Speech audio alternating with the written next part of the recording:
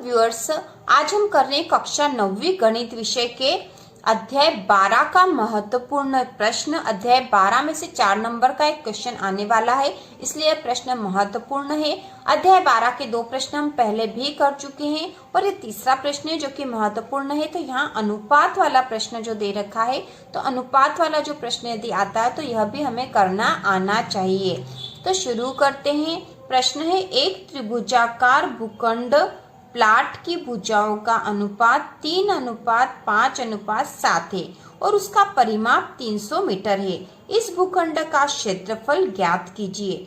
तो यहाँ पर भुजाओं का अनुपात दे रखा है 3:5:7 और हमें परिमाप दे रखा है। तो हम इसको हल करेंगे।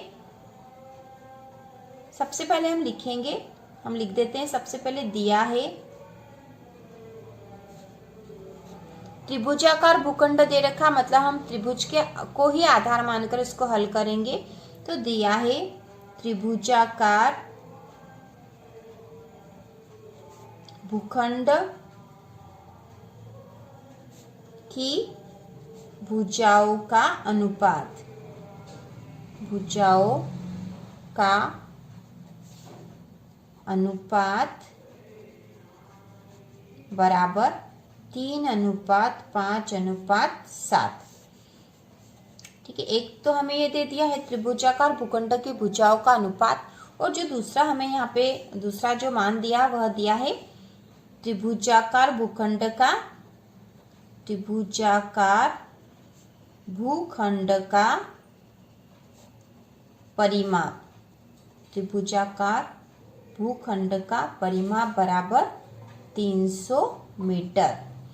तो ये दो चीजें हमें दे रखी है, दो मान हमें दे रखे हैं और इसके आधार पर ही हमें त्रिभुज का क्षेत्रफल निकालना है। क्षेत्रफल पूछा है हमसे, तो हम इसको हल करेंगे। तो हल करने के लिए सबसे पहले हम लिखने वाले हैं, माना कि भुजाओं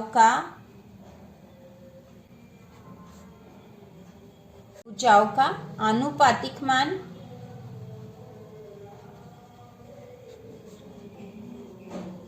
x है। ठीक है, x है क्योंकि हम भुजाओं का अनुपात दे रखा है और हमने मान लिया कि इनका जो अनुपात वाला मान है वो x है, तो इसलिए जो भुजाएं हो जाएगी, इसलिए त्रिभुज की भुजाएं बराबर 3x 5x 7x है, क्योंकि हमने मान लिया कि इनका जो अनुपातिक मान है वो x है। तो हमने लिख दिया कि त्रिभुज की भुजाएं अब हो गई 3x 5x और 7x। अब हमने यहाँ पे त्रिभुजाकार भूखंड वाली जो बात हो रही थी, तो हम त्रिभुजाकार भूखंड के स्थान पर अब त्रिभुज ही लिखेंगे। अब इसके बाद इसका परिमाप दे रखा 300 मीटर। तो हमें पता है कि त्रिभुज का परिमाप जो होता है वह उसकी तीनों भुजाओं का योग होता है। तो हम यहाँ लिखेंगे, अतः त्रिभुज का परिमाप, त्रिभुज का परिमाप ठीक है, परिमाप बराबर 3x धन 5x धन 7x बराबर 300। ठीक है, क्योंकि इसका परिमाप तो 300 हमें दिया है, 3x धन 5x धन 7x बराबर 300, क्योंकि इसकी भुजाओं का अनुपात ये है और इसका मान होगा 300। तो ये बराबर हो जाएगा, इनको जोड़ लेंगे, 7 और 5 12, 13 14 15, मतलब ये हो गया 15x बराबर 300। अब यहाँ से हम x का मान निकालेंगे, तो x बराबर हो जाएगा 300/15। तो इसको काट देंगे, 15 एकम 15, 15 दूना 30 और 0, तो x बराबर आ जाएगा 20/1 का कोई मतलब ही नहीं है, तो यहाँ पे आ जाएगा x बराबर 20। तो अनुपातिक मान जो था 20 आ गया है। तो अब हम भुजाओं का मान आसानी से निकाल लेंगे। तो हम यहाँ लिखेंगे, अतः त्रिभुज की भुजाएं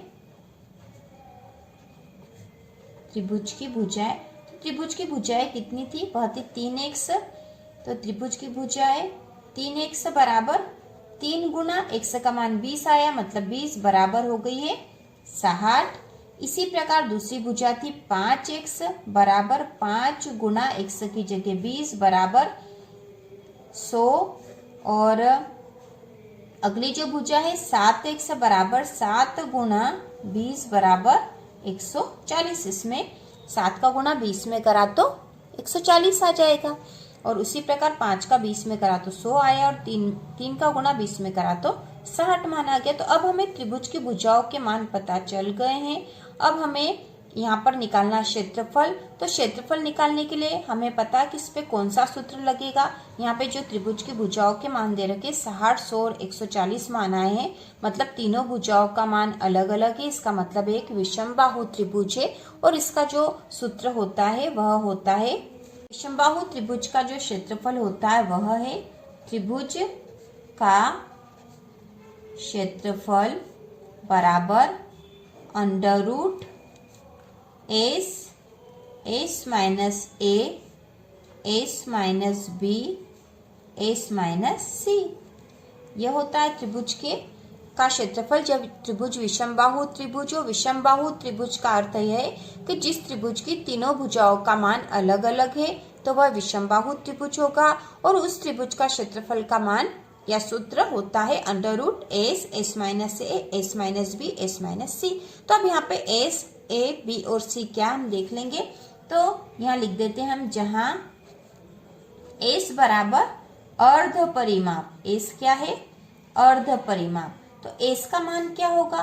तो पता है कि त्रिभुज का जो परिमाप है हमें जो प्रश्न में ही दे रखा है वह है 300। तो इसका अर्ध परिमाप क्या होगा, उसमें 2 का भाग लगा देंगे, उसके 2 भाग कर देंगे तो यहाँ पे आ जाएगा, 2 से काट देंगे, 2 एकम 2, 2 पंजे 10 और 0 मतलब 150 मीटर त्रिभुज का अर्ध परिमाप आ गया है। इसके बाद जो ए बी और सी ये त्रिभुज की भुजाएं हैं तो हम लिखेंगे ए बराबर, तो त्रिभुज की जो भुजा है पहली भुजा का मान क्या आया था, ए बी सी त्रिभुज की भुजाएं हैं और वह है 60, 100 और 140। तो हम लिख देंगे ए बराबर लिख देंगे 60, बी बराबर हो जाएगी 100 और सी बराबर हो जाएगी 140। तो अब हम इस मान को इस सूत्र में लिख देंगे। तो फिर से हम लिख देते हैं एक बार, त्रिभुज का क्षेत्रफल बराबर under root S minus A S minus B S minus C. तो ये त्रिभुज के क्षेत्रफल का सूत्र लिख दिया। इसमें अब हम सब मान रख देंगे। तो हमने मान भी निकाल लिए हैं, अंडर रूट एस क्या था अर्ध परिमाप था और यह है 150, एस माइनस ए मतलब 150 माइनस ए है 60। इसके बाद फिर से हमें एस माइनस बी लिखना है, तो एस है 150 ऋण बी क्या था, बी है 100। उसके बाद फिर से हम लिखेंगे एस माइनस सी, तो एस है 150 माइनस सी है, सी कितना है 140 है। अब हम इसको हल कर लेते हैं, इसको हल कर लेंगे तो यहाँ पे बराबर के नीचे बराबर लिख देंगे, ठीक है। अब यहाँ लिख देते बराबर अंडर रूट, इसको हल कर लेंगे तो 150 है। अब यहाँ पे 150 में से 60 घटाएंगे तो यहाँ बच जाएंगे 90, ठीक है। 150 में से 60 घटा दी, बचे 90। अब 150 में से 100 घटाएंगे तो यहाँ बचेंगे 50 और 150 में से 140 घटा दी तो बच गए 10। अब यहाँ देखो ये जो सारी संख्या है आपस में गुणा में है तो हम लिखेंगे अंडर रूट 150 गुणा 90 गुणा 50 गुणा 10। अब हमें ये अंडर रूट को हल करना है और इसको कैसे हल करते हैं, हमने पिछले सवालों में भी हल करा था कि ये जितनी भी संख्या है इनके गुणनखंड निकाल लेंगे और गुणनखंड के जोड़े बना देंगे। उस जोड़े में से एक संख्या बाहर आ जाएगी तो इस प्रकार से उसका अंडर रूट हल हो जाएगा। तो हम सबसे पहले 150 के गुणनखंड निकाल लेंगे। तो हम यही निकाल लेते हैं, आप अपनी कॉपी में रफ कॉपी में निकालना। तो हम यहाँ निकाल लेते हैं इधर, ठीक है, यहाँ पर रफ में निकाल लेंगे। तो 150 के गुणनखंड कितने होंगे, तो यहाँ होगा 150, इसमें किसका भाग लगाएंगे, सबसे पहले हम 2 किसी भी संख्या में जब 2 का पहले भाग जाएगा तो उसमें सबसे पहले 2 का ही भाग लगाएंगे, छोटी संख्या से भाग लगाना शुरू करेंगे। तो हम निकालते हैं 2 7 14 होगा, एक बच्चा 10 हो गए, 2 पंजे 10। अब यहाँ 75 होगा, इसमें किसका भाग चला जाएगा, 3 का चला जाएगा, 3 दूना 6, एक बच्चा 3 पंजे 15। अब 25 बच्चे, इसमें 5 का भाग जाएगा, 5 का पड़ा 5 बार बोलेंगे तो 25 होगा, 5 एकम 5। तो 150 के गुणनखंड क्या क्या हुए हम लिख देंगे यहाँ पर, ठीक है, यहाँ लिखते हैं अंडर रूट 150 के हुए हैं 2 गुणा 3 गुणा 5 गुणा 5। अब हम 90 के कर लेते हैं, तो 90 के भी हम यही कर लेते ताकि हमको अच्छे से समझ में आ जाए। तो 90 के जब गुणनखंड करेंगे तो 2 से करेंगे पहले, तो ये हो जाएगा 2 चौक 8, 1 बचा, 2 पंजे 10। अब 3 से कर देते हैं, 3 एकम 3, 3 पंजे 15, फिर 3 से 3 पंजे 15, फिर 5 से हो जाएगा 5 एकम 5। तो 90 का गुणनखंड क्या आया, हम लिख देंगे 2 गुणा 3 गुणा 3 गुणा 5। अब हम 50 का कर लेते हैं, ठीक है, 50 का भी कर लेते हैं यहाँ पर। तो 50 का करके देख लेते, 50 का यहाँ पे कर लेते हैं। तो 50 का पहले 2 से करेंगे, 2 दूनी 4, 1 बचा, 2 पंजे 10। अब 25 आ गया, 25 में 5 का ही भाग जाता, 3 का नहीं जाता है। तो 5 से करा, 5 का पड़ा, 5 बार बोला 25, 5 एकम 5। तो गुणनखंड इस तरह से करते हैं हम इनके, जिस तरह से हम एलसीएम निकालने के लिए उस संख्या को हल करते हैं, उसी तरह से हम इनके गुणनखंड निकालेंगे। तो हमने निकाल लिया, 50 का आया है 2 गुणा 5 गुणा 5, तो हम लिख देंगे 2 गुणा 5 गुणा 5। अब हमारे पास बचा है 10, और 10 के भी निकाल लेंगे हम, 10 के निकाल लेते हैं। तो 10 का 2 से करेंगे तो 2 पंजे 10 और 5 एकम 5, 2 गुणा 5 होगा 2, ठीक है, यहाँ पे गुणा का निशान आएगा, फिर 2 गुणा 5। फिर 10 के भी गुणनखंड हमने निकाल लिए हैं। अब देखो इसको जो अंडर रूट हल करना हमें, तो अंडर रूट हल कैसे करते हैं, हम पहले इनके दो दो जो जोड़े बन रहे हैं समान संख्याओं के, उनके बना लेंगे। तो यहाँ पे ये 2 5 हो गए, ठीक है, ये 2 3 हो गए हैं, ये 2 5 हो गए हैं। अब क्या बचा है, यहाँ 2 बचा, तो ये 2 और ये 2 एक जोड़ा बन जाएगा 2 का। तो हम जो जोड़े बनते जाएंगे उसको बाहर निकाल के लिखते जाएंगे। तो हम यहाँ पे लिख देते हैं, जैसे यहाँ पे इस 2 और इस 2 का एक जोड़ा बन गया, तो हमने लिख दिया 2, यहाँ बराबर के नीचे बराबर लगा देंगे।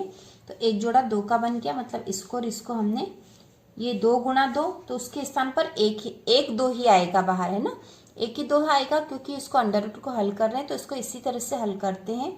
इसके बाद यहाँ पर जो 3 है, तो इस 3 का एक 3 बाहर आ गया है, गुणा, फिर बचा है 5, तो 5 का एक जोड़ा ये हो गया है। उसके बाद बचा है ये 3 हमने ले लिया है, उसके बाद बचा ये 5, तो इसका एक जोड़ा बाहर आ गया है। अब जो बचे हैं, एक ये 2 बचा और एक ये 2 बचा, तो एक 2 बाहर आ जाएगा। अब जो बचा है यहाँ पर क्या बचा है, 1 5 और 1 5, तो 1 5 बाहर आ जाएगा। अब जो शेष बचा, ठीक है, ये सब हो गए हैं। अब जो शेष बचा वो 3 बचा, तो ये 3, इसका कोई जोड़ा नहीं बन रहा, तो ये अंडर रूट से बाहर नहीं आएगा, 3 यहीं रहेगा। जो जो जोड़े बन गए हैं, जैसे 5 और 5 2 बने हैं, 2 में से एक 5 बाहर आ जाएगा, इस प्रकार से इनका अंडर रूट हल हो जाएगा। वास्तव में जैसे 5 गुणा 5, ठीक है, जैसे होता है 5 गुणा 5, तो ये होता है 25, ठीक है, तो अंडर रूट 25 जो होता है उसका मान होता है 5। तो इस तरह से इनको हल किया जाता है, जोड़े बना के, जो जोड़ा बन जाएगा तो उसका एक अंक बाहर आ जाएगा, और इस तरह से ये सवाल हल हो जाएगा। पिछले सवाल में भी हमने इसी तरह से इसको हल करा था। तब इसको गुणा कर लेते हैं, तो ये हो जाएगा 2 तिया 6, 6 का 5 में गुणा करें तो 6 पंजाने 30, 30 का 5 में करा तो 3 पंजे 15, 150 हुए, 150 में 2 का करा तो 300 हो गया, और 300 में 5 का करा तो 5 तिया 15, ये हो जाएगा 1500 अंडर रूट 3।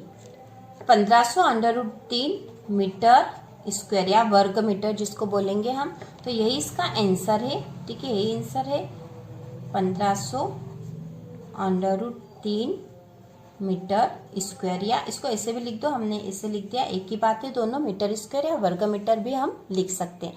तो इस प्रकार इसको हल करेंगे। अनुपात वाला सवाल था यह, तो अनुपात वाली संख्याओं को हमने मान लिया कि उनके बीच का जो अनुपात है वो x है, x मान के उसको हल कर लिया था, और परिमाप के आधार पर हमने x का मान निकाल लिया। फिर हमने भुजाओं के मान निकाले, भुजाओं के मान निकालने के बाद हमने अर्ध परिमाप निकाला, अर्ध परिमाप निकालने के बाद हमने जो सूत्र लिखा और सूत्र में उसका मान रख के इसको हल कर लिया है। तो इस प्रकार से सवाल करना हमें, और इसी प्रकार के और वीडियो देखने के लिए वार्षिक परीक्षा की तैयारी के लिए चैनल को सब्सक्राइब कीजिए।